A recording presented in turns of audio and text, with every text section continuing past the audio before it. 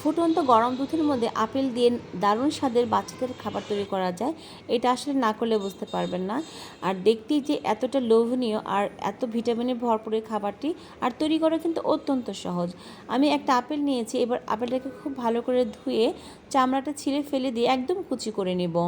আপেলটাকে কুচি করে নিয়েছি, এবার এটাকে আমি গরম দুধের মধ্যে দিয়ে দিচ্ছি।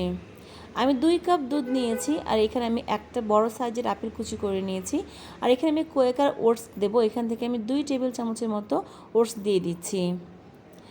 এর মধ্যে দিয়ে দিব আমি 2 টুকরা তাল মিষ্টি, আর সাথে দিয়ে দিব হাফ টেবিল চামচ ঘি, আর এই ঘিটাও আমার ঘরে বানানো।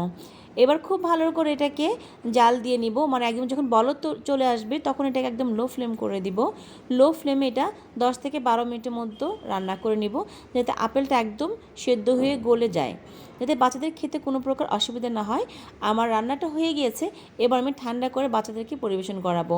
খুব সহজেই বাচ্চাদের হেলদি একটা নাস্তা তৈরি করা যায়, একদম খুবই ঝটপটে। বাচ্চাদের সকালে অথবা রাত্রে খাবার হিসেবে কিন্তু এটা খুবই অসাধারণ।